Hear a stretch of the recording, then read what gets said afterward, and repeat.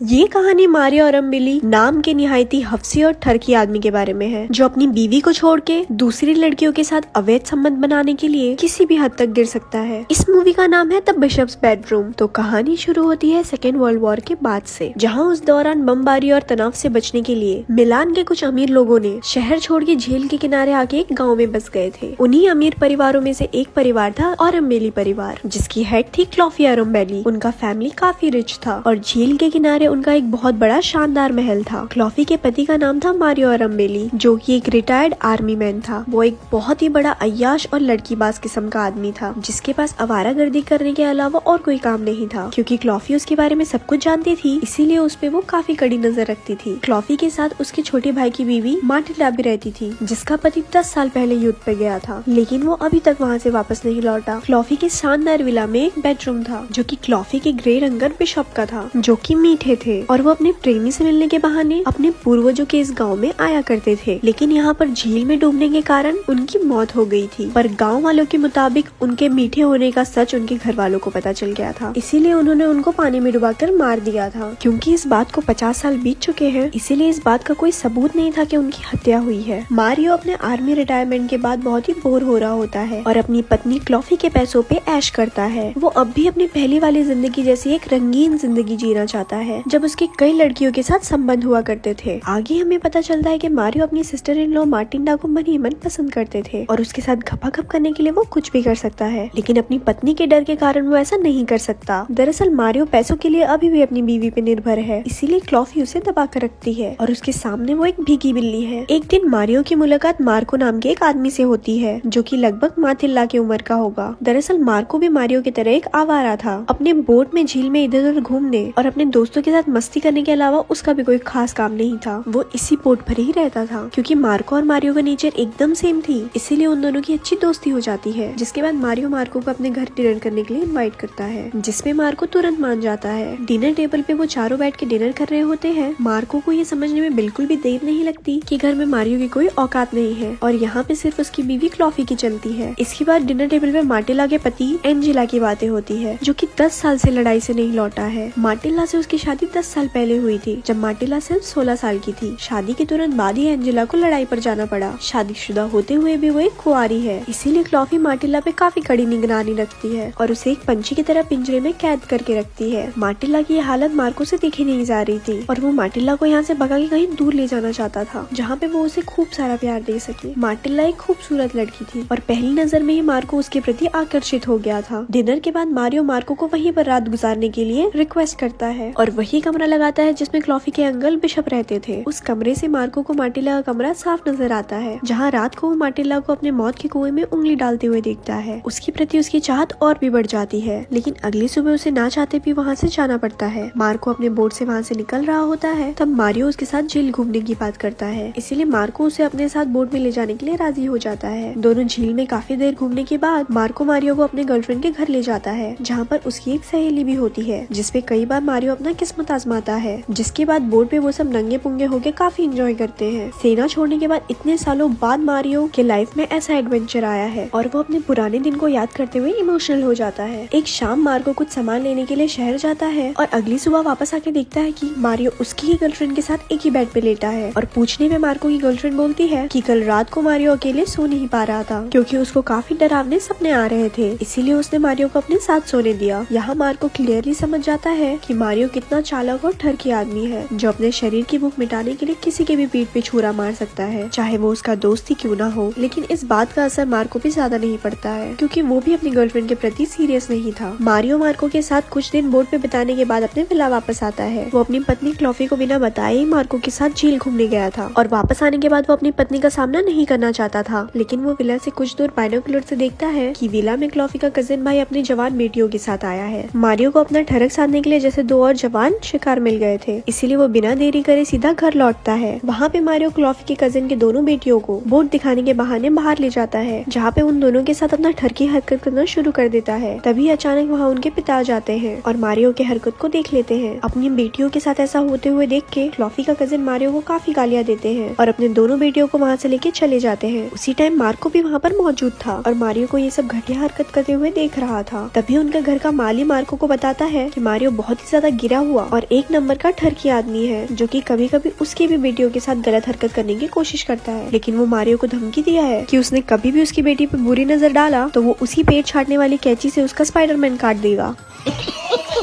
वो भी मार्को के सामने मारियो को काफी टॉन्ट मारता है, जो कि मारियो की पत्नी क्लॉफी भी सुन रही थी, लेकिन वो माली को बिल्कुल भी नहीं रोकती क्योंकि वो अपने पति की हरकत से अच्छी तरह वाकिफ थी। यहाँ हम व्यूअर्स जान पाते हैं कि मारियो को घर पे किस नजर से देखा जाता है, जहाँ उसकी पत्नी के साथ साथ उसके घर के माली भी उसकी इज्जत नहीं करते थे। उस दिन मारियो काफी बेइज्जत होने के बाद रात को मार्को से मिलने जाता है और वो उसे बताता है कि वो और माटिल्डा एक दूसरे से बहुत प्यार करते हैं, लेकिन उसकी पत्नी क्लॉफी के कारण उन दोनों का मिलन नहीं हो पाता है। लेकिन क्योंकि वो माटिल्डा के साथ कुछ अच्छे पल बिताना चाहता है, इसीलिए वो मार्को से रिक्वेस्ट करता है कि वो माटिल्डा को अपने बोट पे आने दे और मार्को को भी अपनी गर्लफ्रेंड को बोट पे बुलाने के लिए फोर्स करता है क्योंकि उसके आने से माटिल्डा को कंपनी मिल जाएगी। दोस्तों, मारियो ऐसा इसीलिए करता है क्योंकि उसे भी पता रहता है माटिल्डा धीरे धीरे मार्को को पसंद करने लगी है और इसीलिए वो उनके प्यार की झूठी कहानी मार्को को सुनाता है ताकि उनके बीच कुछ शुरू होने से पहले सब कुछ खत्म हो जाए। वो मार्को को उसकी गर्लफ्रेंड को साथ लाने के लिए इसीलिए कहता है ताकि वो माटिल्डा को दिखाना चाहता था कि मार्को की गर्लफ्रेंड है। इधर माटिल्डा के 10 साल से लापता पति को मृत्यु घोषित कर दिया जाता है। अगले दिन हम मारियो, माटिल्डा, मार्को और उसकी गर्लफ्रेंड को बोट पे देखते हैं, जहाँ मारियो माटिल्डा के साथ काफी मस्ती करता है, लेकिन हम माटिल्डा और मार्को के बीच आंखों ही आंखों में प्यार भी देखते हैं और दोनों बीच बीच में ही मौका मिलने पे लपलपाटा करते हैं। इसके बाद मारियो माटिल्डा और अपने लिए एक होटल में अलग अलग रूम बुक करता है, लेकिन असल में वो उस रात माटिल्डा के कमरे में ही बिताना चाहता था। यहाँ मार्को भी अपनी गर्लफ्रेंड के साथ बोट पे होता है, लेकिन उसको नींद नहीं आ रही होती है, इसीलिए देर रात वो शहर की गलियों में घूमने के लिए निकल जाता है, जहाँ घूमते घूमते उसकी नजर एक आदमी पे पड़ती है जो कि उसे मारियो की तरह लगता है, लेकिन वो आदमी तेजी से साइकिल पे कहीं जा रहा होता है, लेकिन मार्को इस बात पे ज्यादा ध्यान नहीं देता। अगले दिन रेस्टोरेंट में जब सब खाना खा रहे होते हैं, तभी एक पुलिस ऑफिसर मारियो को आके एक पूरी खबर देते हैं कि उसकी पत्नी क्लॉफी की मौत झील में डूबने के कारण हो गई है। लेकिन दोस्तों, हमें देख के ऐसा प्रतीत हो रहा था कि उन्हें क्लॉफी के मरने की बिल्कुल भी दुख नहीं है। पुलिस काफी जोर शोर से क्लॉफी की केस की छानबीन में लग जाती है। तभी उनके हाथ एक लेटर लगता है जो कि मैरियो ने खुद अपनी पत्नी के लिए लिखा था, जिसमें मारियो ने माटिल्डा से अपने प्यार का जिक्र किया था और शायद इसी बात से डिप्रेस होकर क्लॉफी ने सुसाइड कर लिया था और पुलिस इस केस को सुसाइड घोषित करके क्लोज कर देती है। इसके कुछ दिन बाद मारियो माटिल्डा से शादी कर लेता है और इस तरह से 3 महीने बीत जाते हैं। मारियो और माटिल्डा भी अपनी शादीशुदा जिंदगी में व्यस्त हो जाते हैं और मार्को भी अपनी जिंदगी में आगे बढ़ चुका है, लेकिन अभी उसका अपनी गर्लफ्रेंड से ब्रेकअप हो चुका है और पता नहीं आजकल क्यों वो बहुत ज्यादा बेचैन रहता है। जिसके बाद एक दिन वो मारियो और माटिल्डा से मिलने के लिए उनके घर जाता है, जहाँ पे उसे ये पता चलता है कि मारियो और माटिल्डा के बीच रिलेशन कुछ ठीक नहीं चल रहा है और माटिल्डा के प्रति मारियो का एक्साइटमेंट जैसे एकदम खत्म हो चुका है। बीच में कुछ देर के लिए जब मारियो बाहर जाता है, तब माटिल्डा मार्को से कहती है कि उसके मुताबिक क्लॉफी ने सुसाइड नहीं किया था, बल्कि मारियो ने ही उसे मारा है। इस पर मार्को कहता है उसे भी ऐसा ही लगता है, क्योंकि उस रात उसने एक आदमी को देखा था जिसकी कद काठी बिल्कुल मारियो ही जैसी थी और उसको साइकिल से कहीं तेजी में जाते हुए देखा था। हो सकता है उस रात मारियो साइकिल से घर आया हो और उसने ही क्लॉफी को झील में डुबाकर इस हत्या को आत्महत्या का रूप दे दिया हो। एक दिन अचानक से मारियो के घर पे एक आदमी आता है जो कि और कोई नहीं माटिल्डा का पति एंजेलो होता है, जो कि 10 साल से लापता था और जिसे ऑफिशियली मृत घोषित कर दिया गया था। उसे जिंदा देखकर सब आश्चर्यचकित हो जाते हैं और हमें पता चलता है कि एंजेला यहाँ माटिल्डा के लिए नहीं आया है, बल्कि इसीलिए आया है क्योंकि उसे अपनी बहन की आत्महत्या की खबर मिली थी। आगे एंजेला बताता है कि अभी तक वो अपनी बहन से चिट्ठी के द्वारा बात करता था और उसकी बहन को भी पता था कि उसका भाई जिंदा है और क्लॉफी ने ये बात सबसे छुपा के रखी थी। दरअसल युद्ध के दौरान एंजेला को दुश्मनों ने बंधक बना लिया था, जहाँ पर उसको वो इस हद तक टॉर्चर करते हैं कि वो लोग एंजेला का प्राइवेट पार्ट भी काट देते हैं और यही वजह थी कि उसके अंदर सारे एक्साइटमेंट खत्म हो चुके थे और वो वापस नहीं आना चाहता था, लेकिन उसकी बहन की सुसाइड की खबर ने उसे यहाँ पे आने के लिए मजबूर कर दिया था। आगे एंजेलो बताता है कि उसकी बहन आत्महत्या नहीं कर सकती क्योंकि उसने कुछ दिनों में एंजेला से मिलने का वादा किया था और अपनी आखिरी चिट्ठी में उसने लिखा था कि वो मैरियो को अपने घर से निकालना चाहती है क्योंकि दिन प्रतिदिन मारियो उसकी शर्मिंदगी का कारण बन रहा था। दोस्तों, अब स्टोरी में एक नया मोड़ आता है और पुलिस इस केस को रीओपन करती है और नए सिरे से अपने जांच को शुरू करती है, जिसके बाद मार्को एंजेलो और पुलिस को बताता है कि क्लॉफी के मौत वाली रात उसने मारियो को कहीं तेजी से जाते हुए देखा था और पुलिस की मदद से मार्को उस आदमी तक भी पहुंच जाता है जिसने मारियो को साइकिल किराए पे दी थी। इसके बाद उस साइकिल वाले आदमी की गवाही और नई सबूतों को मद्देनजर रखते हुए पुलिस मारियो को गिरफ्तार करने आती है, जिसपे मारियो को काफी शर्मिंदगी होती है और पुलिस के साथ चलने से पहले कुछ देर की मोहलत मांग के बिशप के कमरे में जाके खुद को फांसी लगा लेता है। अब इस घटना के कुछ दिनों बाद एंजेला अपनी सारी प्रॉपर्टी माटिल्डा के नाम कर देता है और वो उसे कहता है कि वो वापस अब कभी नहीं आएगा क्योंकि उसने देश के बाहर अपना एक व्यापार खड़ा कर लिया है और उसकी जिंदगी वहाँ पर अच्छी कट रही है। और इतना क्या कि वो वहाँ से चला जाता है। दोस्तों, जिस दिन मैरियो ने सुसाइड किया था उस दिन मार्को और मार्टिला घपाघप करते हैं और एक दूसरे को जी भर के प्यार करते हैं। अब मारियो के मौत के बाद मार्टिला मार्को के साथ शादी करके खुशी खुशी जीवन बिताना चाहती थी, लेकिन मार्को उसे हमेशा के लिए छोड़कर अपने बोट पर वापस चला जाता है, क्योंकि शायद वो कंफर्म नहीं था कि उसने उस रात मारियो को साइकिल पर देखा था, वो कोई और भी हो सकता है। लेकिन मार्टिला के कहने पे उसने पुलिस को गलत बयान दिया और नकली गवाही भी दिलाई। इस सब के पीछे मार्टिला का भी हाथ हो सकता है और इसीलिए मार्को उससे हमेशा के लिए अलविदा कहकर अपनी आजाद जिंदगी में वापस लौट जाता है। और दोस्तों, मूवी यहीं पर खत्म हो जाती है। ऐसे ही और स्टोरी सुनने के लिए हमारे पेज को लाइक करें।